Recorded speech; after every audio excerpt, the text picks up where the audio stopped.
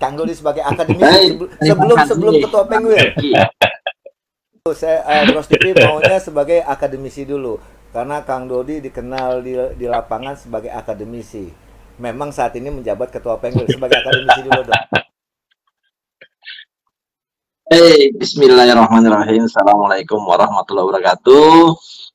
Selamat malam, salam sejahtera, salam sehat untuk semuanya, untuk Bang Eki ya, Bro Mahfud mudah-mudahan cepat sembuh kakinya. Aduh, saya prihatin atas undangan saya ke Garut pulang ada eksiden. Aduh ya Allah, ikut merasa bersalah saya.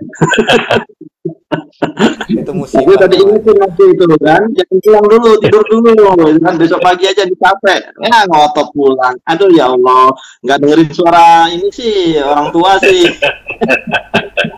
Bisa istirahat bablas saja. Jam 2 pagi ada telepon berkali-kali, saya bilang apa ini, kenapa ya Allah ya Robi. Bikin orang itu jadi panik. Baik, mudah-mudahan cepat sembuh ya. Allah, Bro MGD. Amin, amin. Ya Rabbal Alamin. Ya, ada masukan-masukan. Oke, gimana? Saya sebagai akademisi melihat kondisi organisasi saat ini. Jadi lucu Bang Eki ya, memang ya. Kebetulan saya ini sok-sokan ya. Kita ini kan selaku akademisi itu kan pelatih orang main bola. Kita sebagai notaris, kita ya pemain bola juga. Aktivis organisasi, kita pemain bola juga, gitu kan. Kemudian saat kita seperti ini ya kita sebagai pengamat, ya pengamat bola juga, gitu ya. Jadi ya itulah. Baik, sebagai akademisi pertama-tama itu begini ya, mudah-mudahan nggak tahu nih pemirsanya banyak nggak ini, Bro, masih lah Bro MGP ini. Ya. Alhamdulillah di atas 1000 terus. Alhamdulillah ya.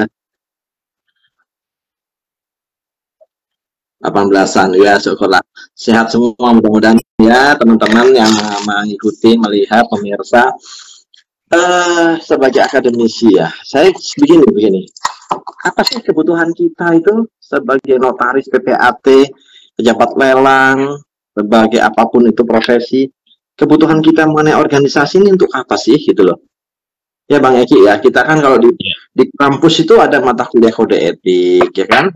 Kemudian ada kita juga mata kuliah PJN, Peraturan Jabatan Notaris ya kan. Sekarang kita bicara teman-teman ini yang dibutuhkan apa nih gitu kan. Organisasi ini dibutuhkan sebagai apa? Bagaimana gitu kan? Nah, saya memandang begini. Kita sebagai notaris itu punya dua sudut sudut tinjauan ya. Kita sebagai pejabat karena kita diangkat dan diberikan kewenangan ya kan? Sebagai pejabat umum nih. Implementasi dari pasal 1868 kebutuhan mengenai akta otentik ya kan, sebagai pembuktian sempurna 1870, maka ditetapkan adanya namanya pejabat umum. Lex spesialisnya kita ada, lahirlah UU-JN Undang-Undang 30 2004 junto Undang-Undang 2 2014 sebagai perubahan Undang-Undang 30 2004 kan, yang sebelumnya itu dengan aturan peralihan kita masih mengacu kepada Satbat 1860 nomor 3 ya, itu yang dulu peraturan jabatan notaris itu. Nah, kembali lagi, kewenangan kita itu adalah sebagai pejabat membuat akta otentik. Jadi jabatan ini ya, jabatan mewakili kepentingan negara kita itu karena legalitasnya itu dengan simbol negara yaitu Pancasila ya, Garuda Pancasila. Itulah kita punya keistimewaan lain daripada yang lain jabatan kita ini ya. Itu bicara jabatan. Tapi di sisi lain kalau kita lihat Undang-Undang Jabatan Notaris, kita lihat dari sisi teori-teori tentang etika profesi ya. Ada yang namanya organisasi profesi, ada yang namanya profesi dulu deh, profesi. Ya kan? Profesi. Nah, kita sebagai pejabat umum, kita memerlukan rumah tidak? Gitu ya. Sebagai pejabat umum, tadi kan diangkat kita. Nah, kita kan pejabat nih.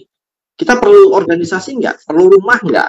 Dulu kan udah panjang lebar kita bahas tentang itu ya Bro Mahfud ya, kapal besar apa sebagainya. Kita perlu wadah nggak, perlu rumah nggak? Perlulah. Kalau dari kacamata profesi, UU JN pun mengatakan notaris itu profesi ada, notaris kewenangan ada, kan itu ya, dua sisi. Nah, kalau kita bicara profesi, maka konstruksinya itu adalah adanya suatu keahlian khusus, ya, suatu keahlian khusus, di mana dalam mencapai keahlian itu dibutuhkan pendidikan khusus, ya, dan untuk itu dibuktikan dengan memperolehnya sertifikasi terhadap keahlian itu, ya, maka dia telah memiliki suatu profesi khusus, kemampuan khusus. Nah, mereka ini dalam tata laksananya untuk melindungi kepentingan mereka, profesi ini, berhimpunlah dalam suatu organisasi, ya. Nah, organisasi profesi, ya kan? Nah, sehingga macam-macam profesi, ahli tukang las punya profesi, punya organisasi, gitu ya. Nah, ahli kan dalam sipil itu ada ahli jurnalis juga, ya. Dalam sipil itu ada ahli yang namanya organisasi profesi aspal beton, gitu ya. Aspal beton itu ada, gitu. Asosiasi aspal beton itu ada tuh seperti itu. Dan mereka memiliki kewenangan melakukan pelatihan untuk profesi ahli di bidang aspal beton. Dan sertifikasi itu diakui oleh Kementerian PUPR, gitu kan. Nah, sertifikasi ini menjadi syarat untuk memastikan yang bersangkutan punya kapabilitas di bidang keahlian itu. Dan untuk tata laksana mereka tadi, mereka membutuhkan suatu wadah, organisasi, rumah bersama, supaya mereka ini berlaku seiring sejalan sesuai kemampuan profesi mereka. Maka kemudian diaturlah tentang kode etik. Oh, kode etik profesi gitu ceritanya, ya kan. Nah, kembali ke kita sebagai pejabat umum tadi dengan kewenangan mewakili kepentingan negara, butuh rumah nggak sih? Ya.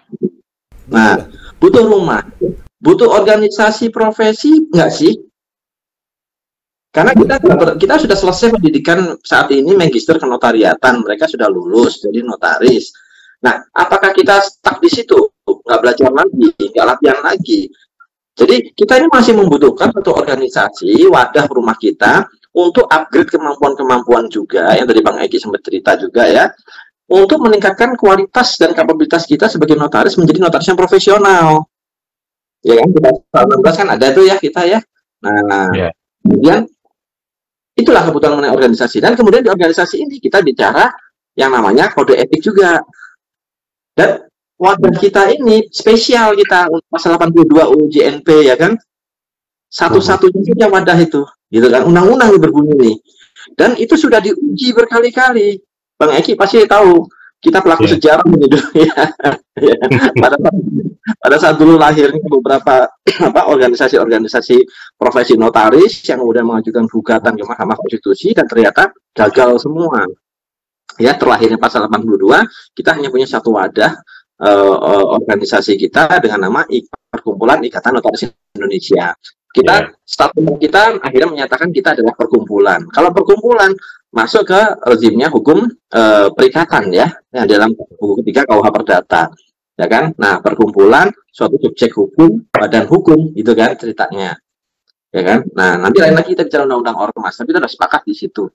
Akhirnya kita punya kode etik, dan itu kita atur dalam itu anggaran dasar, anggaran rumah tangga statuta kita. Yang sudah berjalan lama nih ya Bang Eki ya, pelaku sejarah juga nih Bang Eki. Nah, ya kan, bagaimana kebutuhan kita tentang organisasi, bagaimana kebutuhan kita tentang profesi, bagaimana kebutuhan kita tentang peningkatan keahlian kemampuan kita, bagaimana kita menghargai statuta yang sudah kita tetapkan bersama-sama untuk rumah tangga kita tadi, ya kan. Nah, ada mekanismenya ya Bang Eki ya, ADART ya, ADART sebagai statuta, sebagai landasan hukum lahirnya peraturan-peraturan perkumpulan, gitu kan. Kita punya kode etik, di situ kita punya organ ya, ada pengurus, ada dewan kehormatan. Kenapa dewan kehormatan? Karena kita punya kode etik, ya kan, dan seterusnya. Terus organisasi mekanismenya bagaimana, pengurus pusat, pengurus wilayah, pengurus daerah, mekanismenya kita atur bersama di situ. Nah, apa yang sudah kita sepakati ini, apakah boleh atau apakah tidak kita cintai organisasi kita dengan cara apa ya, tidak menganggap ADART kita? Itu kan dulu ya, Bro Mahfud ya, kapal besar ada aturan main, ya kan. Nah, ini kesepakatan kita gitu kan. Tapi ternyata kesepakatan ini teracak-acak oleh kepentingan-kepentingan yang sudah amburadul. Saya berusaha untuk mengajarkan kepada teman-teman, kepada anggota, kepada rekan-rekan mencintai organisasi dengan memahami, gitu kan. Nah, untuk memahami organisasi kita, ya itu ada di ADART, kode etik dan seterusnya, gitu kan. Nah, apakah kita masih butuh nggak sih organisasi? Butuh, gitu kan? Sampai saat ini harus butuh dong. Butuh. Bagaimana? Sederhananya begini deh, sederhananya. Pada saat kita bekerja, stakeholder yang ada membutuhkan rekomendasi untuk peningkatan melihat kualitas dan kapabilitas seorang notaris. Larinya kemana? Ke organisasi kan? Tuh contoh konkret aja. Mereka nggak minta ke Kumham, mintanya ke profesi, ya kan? Rekomendasinya bagaimana ini tentang notaris ini, gitu kan? Contohnya begitu. Nah, kembali ke sana, saya sangat sedih bila mana nanti sudah ada sikap dan apatis ya, sikap apatis dari para notaris yang ada, calon notaris yang akan ada, ya kan? Karena melihat keadaan dan sebagainya, gitu kan? Itu sedih saya sebenarnya, sebagai akademisi ya sedih. Saya berusaha, ini loh ADART begini, yuk sama-sama kita taati, kita jalankan aturan mainnya. Tiba-tiba ada yang, saya nggak tahu apa saya bodoh atau gimana, merasa ada pihak yang merasa lebih pintar dengan menerjemahkan tersendiri tata laksana yang menurut saya tidak sesuai dengan ADART. Itu loh, ya kan? Nah, di Jawa Barat dari 25 Pemda dengan dinamika yang ada kita jalankan. Saya berusaha itu mengikuti aturan main yang ada, ya kan? Dari awal saya satu ketua Pengwil ya kita jalankan ini. Saya ingin mengajarkan kepada semuanya.